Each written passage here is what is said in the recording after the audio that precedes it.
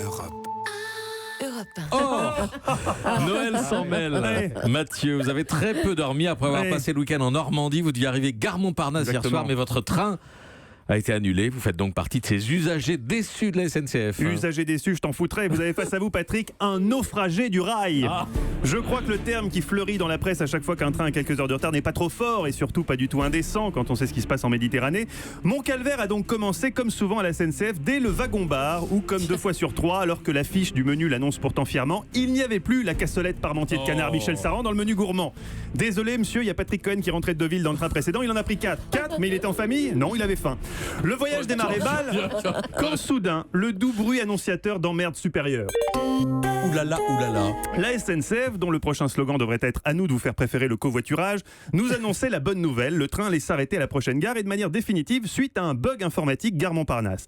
La SNCF, qui dans sa communication reste néanmoins positive ce matin, je cite « Ce week-end, on mettait en service un nouveau système d'aiguillage. Ça s'est bien passé jusqu'à midi. » Oui, si ça s'est bien passé jusqu'à midi, c'est l'essentiel. C'est quasiment la moitié de la journée, midi. 50% de réussite par rapport à RFB, le réseau ferré du Bangladesh, c'est un super ratio.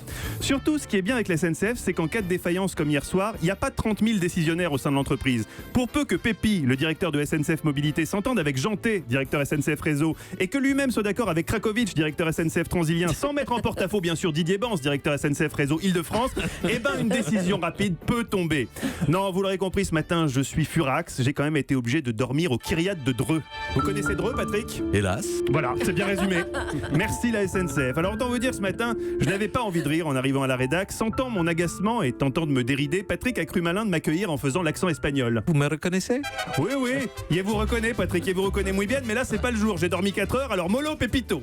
Et là, je vois comme une étincelle dans l'œil de mon patoche. Une idée de jeu de mots venait de naître dans son esprit. Et autant tout ce qui précède est inventé, autant ce qui suit est véridique. C'est durant la conférence de rédaction que Patrick, le Bernard Mabille du News, a lâché ce qui est pour l'instant le jeu de mots SNCF de l'année. Alors qu'on évoquait la convocation par la ministre des Transports de directeur de SNCF Réseau et non pas de Guillaume Pépi, Patrick a pris une profonde inspiration puis a déclaré, je cite, c'est donc vrai, « Faut pas s'étonner que ce soit pas Guillaume Pépi qui soit reçu par la ministre, il était convoqué à la première heure, or c'est difficile d'avoir Pépito. » Voilà, n'ayant pas la prétention de pouvoir faire mieux que ça, je vous laisse avec le maître de l'humour arcachonné. Même si évidemment, ces respirations comiques ne doivent pas faire oublier que la matinale de Patrick, c'est avant tout de l'info et parfois même des infos exclusives Europe 1. Vous êtes plutôt raclette ou fondue, Patrick? Eh bien, j'aime les deux. Voilà, je crois que la remontada est amorcée, RTL est prévenu.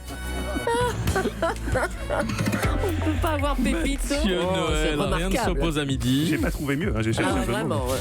Rien ne s'oppose à midi. Tout à l'heure, on parlera du plan de lutte contre les violences faites aux femmes avec Ève Roger. Mais ça rigolera autour, mais il y aura du fond aussi. Il y aura du fond aussi. Bon.